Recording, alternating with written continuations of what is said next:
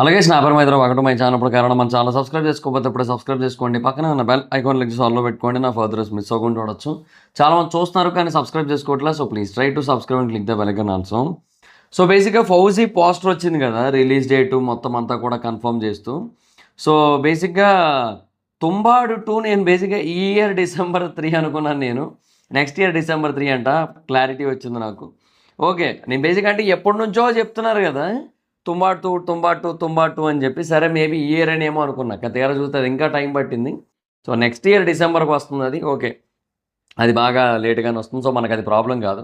కాకపోతే అయినా కూడా ఫౌజీకి ఒక చిన్న ప్రాబ్లం అయితే ఉంది. సో దాని గురించి రేపు మాట్లాడుకోవాలి. ఆ డేట్కి రిలీజ్ అవ్వకపోవడానికి ఆ ఒక్కటే కారణం అవుతుంది మోస్ట్లీ. సో దాని గురించి ఒకసారి డిస్కస్ చేద్దాం.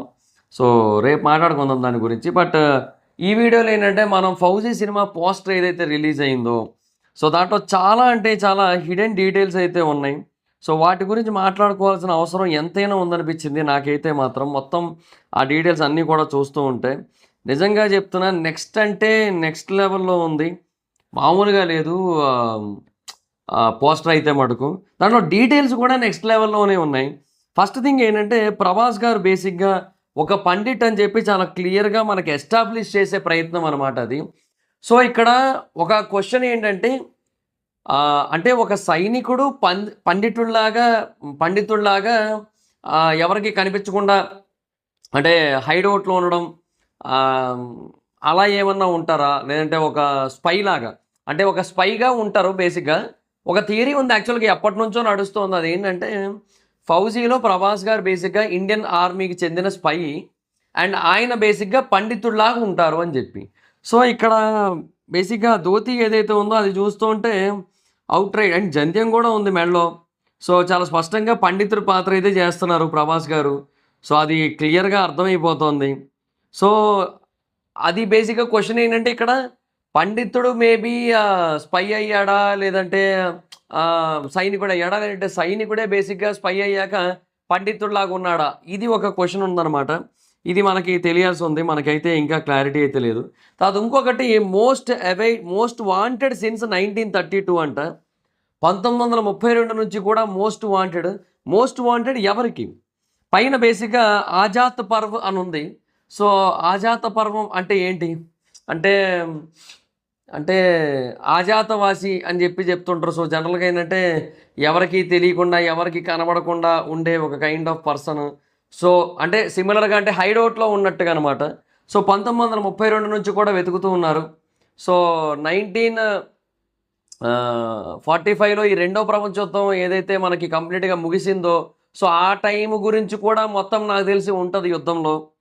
సో నాది అంటే అది కూడా ఉంటుంది. అంటే బ్రిటిష్ రాయల్ ఇండియన్ ఆర్మీ ఒకటి ఉంటుంది అప్పట్లో. సో ఆ రాయల్ ఆర్మీ ఏదైతే ఉందో దాంట్లో కూడా ఒక పార్ట్ అవ్వచ్చు అని చెప్పి అనిపిస్తోంది ఇదంతా చూస్తుంటే. అండ్ బేసిక్గా ప్రభాస్ గారి కోసం ఎవరు వెతుకుతున్నారు? మోస్ట్ వాంటెడ్ ఎవరికి? అది ప్రభాస్ గారు మేబీ ఎనిమీస్ ఆయన పట్టుకొని చంపడానికి ఎదురు చూస్తారా, లేదంటే ఇలాంటి వీరుడు మన దగ్గర ఎందుకు లేదని చెప్పి ఆజాద్ హింద్ ఫౌజ్లో చేర్చుకోవడానికి నేతాజీ సుభాష్ చంద్రబోస్ గారు ఎదురు చూస్తున్నారా? ఆ క్వశ్చన్ ఒకటి ఉందన్నమాట. అంటే జనరల్గా ఆజాద్ హింద్ ఫౌజ్లో చాలామంది గొప్ప గొప్ప వీరులు ఉన్నారు. సో వాళ్ళలో ఎవరిదైనా ఒక కథను తీసుకొని దాన్ని కొంచెం మనకు నచ్చినట్టుగా చూపించవచ్చు. అంటే కొంచెం మరి అన్నీ అవుట్ రైట్గా మార్చేయకూడదు. కాకపోతే ఏంటంటే ఇప్పుడు పర్టికులర్గా మనం ఎవరి పేర్లు రియల్గా తీసుకోవట్లేదు కాబట్టి ఆ వ్యక్తికి ఒక ప్రేమ కథ ఉన్నట్టయితే, ఆ ప్రేమ కథలో అతను ఫెయిల్ అయ్యేటట్టయితే ఇట్లాంటి కొన్ని కాన్సెప్ట్లు తీసుకోవచ్చు కదా. అది జనరల్గా ఇంకా సినిమాటిక్ లిబర్టీ అది. సో ఒక రియల్ ఇన్సిడెంట్ చుట్టూ కొన్ని మనకి సంబంధించి మనం బేసిక్గా సినిమాటిక్ ఎలిమెంట్స్ కొన్ని మెన్షన్ చేసుకోవచ్చు. లైక్ ఇప్పుడు ధురంధర్ ఉంది. ధురంధర్లో కూడా బేసిక్గా రాయ్ ఏజెంట్స్ గురించి మనకు ఐడియా ఉంటుంది. అండ్ ఆ టైంలో ఉన్న టీము గురించి ఐడియా ఉంటుంది తప్పిస్తే వాళ్ళు బేసిక్గా పాకిస్తాన్ వెళ్ళాక ఎట్లా ప్రేమలో పడ్డారు, అండ్ హీరోయిన్ ఫస్ట్ పబ్లో కలిశాడు, బండి మీద ఇద్దరు కూడా పోలీసులు చేజ్ చేస్తుంటే ఒక రేసు లాగా వెళ్ళారు, అవేమి ఎక్కడ ఉండవు. అవన్నీ కూడా సినిమాటిక్ లిబర్టీ ఎలిమెంట్. సో అట్లాగే ఇక్కడ కూడా తీసుకున్నారు. సో ఇది ఎంత బెటర్గా అంటే అంత బెటర్గా రాసుకోవచ్చు అది తెలుసు. అలాగే రాశారని అనుకుంటున్నాను నేనైతే మటుకు. సో మోస్ట్ వాంటెడ్ సిన్స్ 1932 అనే స్టాంప్ ఏదైతే ఉందో అది నెక్స్ట్ లెవెల్. అండ్ ఆ బైనరీ కోడింగ్ని అయితే మటుకు నెక్స్ట్ లెవెల్లో వాడుతున్నారు ప్రతి పోస్టర్లోని కూడా. మరి ఎందుకో ఇంకా వాళ్ళకే తెలియాలి. అది కూడా ఒక ఎక్స్ట్రాడినరీ డీటెయిల్. సో తర్వాత జిత్వా షవతో సంథింగ్ ఏవో చాలా చాలా హిందీ అండ్ సంస్కృత్ పదాలు అయితే ఉన్నాయి. అండ్ ఫౌజీ అక్షరాలు ఏవైతే ఉన్నాయి వాటి మీద కూడా చాలా పెద్ద స్థాయిలో బైనరీ కోడింగ్ అయితే ఉంది. ఎంత భారీ స్థాయిలో బైనరీ కోడింగ్ని వాడుతున్నారంటే ప్రభాస్ గారు బేసిక్గా మూగ క్యారెక్టర్ ఇటు కొంపతీసి, అంటే ఏమో నాకు డౌట్ వచ్చింది, నాకు ఆల్ ఆఫ్ ఏ సడన్. అంటే ఇప్పుడు జనరల్గా బ్రెయిలీ లిపి ఒకటి ఉంటుంది, అది బేసిక్గా అంటే చూపు లేని వాళ్ళ కోసం. కాకపోతే ఏంటంటే ఎవరైతే సరిగ్గా మాట్లాడలేరో వాళ్ళు సైన్ లాంగ్వేజ్ ఉపయోగిస్తారు. కాకపోతే ఈయన స్పై కదా, సో అందుకని మేబీ నెంబర్ లాంగ్వేజ్ యూజ్ చేస్తున్నాడేమో. కానీ అంటే ఓకే, నేను ఏమంటున్నానంటే ఏమో నాకు ఎందుకు ఈ థాట్ వచ్చిందో నాకు అర్థం కాలే. టూ మచ్ బైనరీ కోడింగ్ ఇస్తున్నారు కదా వీళ్ళు పోస్టర్స్లో.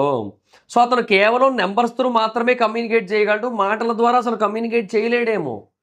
ఆ క్వశ్చన్ మార్క్ వచ్చింది నాకు ఆల్ ఆఫ్ ఏ సడన్. అసలు ఈ ఆలోచన నాకెందుకు వచ్చింది, నాకెందుకు వచ్చిందని ఆలోచించే బదులు మీకెందుకు రాలేదని విచారించండి అది. సో అయితే ఇంకా తర్వాత బ్యాక్గ్రౌండ్లో చూసుకుంటే వాళ్ళ డ్రెస్సెస్ కనుక మీరు చూసినట్టయితే మోస్ట్లీ అవి నాజీలో లేదంటే ఇంకెవరో సంథింగ్ వేరే దేశానికి చెందిన వాళ్ళ ఆర్మీ డ్రెస్సెస్లా కనబడుతున్నాయి.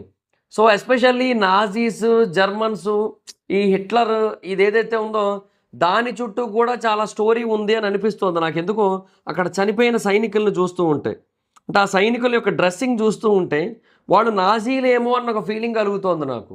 సో నాజీలకు వ్యతిరేకంగా ఫైట్ ఏమో అన్న ఫీలింగ్ అయితే కలుగుతోంది నాకు. ఐఎమ్ ఫీలింగ్ లైక్ దిస్, ఏమో మరి ఇంకా.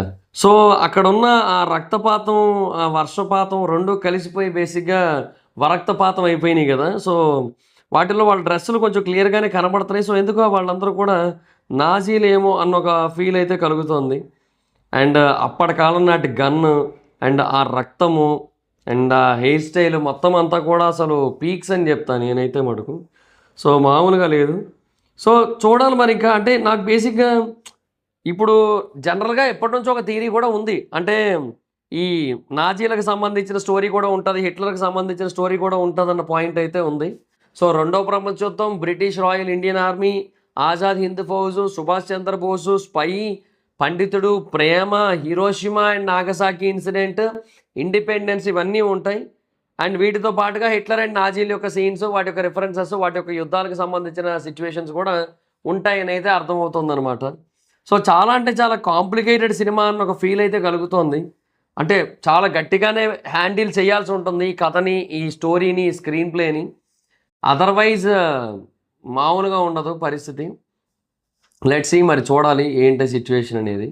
సో అది గైస్ పరిస్థితి. అంటే నాకైతే మటుకు ప్రభాస్ గారు బేసిక్గా ఇండియన్ స్పైయే, అదైతే క్లియర్, స్పై ఏజెంట్గా ఉండబోతున్నారు, అదైతే పక్కాది. అండ్ ఒక సైనికుడు, అదంతా స్పష్టంగా తెలిసిపోతుంది. అండ్ ఆ సైనికుడిగా ఉంటూనే మరొక పక్క పండితుడిగా ఉండడం అనేది కూడా ఆ కాన్సెప్ట్ బేసిక్గా నెక్స్ట్ లెవెల్ ఉంది అనురాఘవపూడి గారిది. ఆ ప్రేమ కథ, ఆ ఎమోషన్స్ అన్నీ బాగా వర్కౌట్ అవుతాయి, ఎలివేషన్స్ హై. అనుపమ్ ఖేర్ ఉన్నారు పైగా. సో ఆయన బేసిక్గా ఆయన నుంచి ఒక కార్తికేయ సినిమాలో పడిన డైలాగ్ లాంటిది ఒక్కటి ఎక్స్పెక్ట్ చేస్తున్న సుభాష్ చంద్రబోస్ గారి గురించి. ఏమో ఆయనే సుభాష్ చంద్రబోస్ ఏమో మనకు తెలీదు. సో ఎక్స్పెక్ట్ చేస్తున్నాను నేనైతే మటుకు. లెట్స్ సీ, చూడాలి. బట్ ఏమో అబ్బా, ఈ బైనరీ కోడింగ్లు, ఈ సాంస్కృతిక పదాలు ఇవన్నీ చూసి నాకేదో మధ్యలో ఆ డౌట్ వచ్చింది.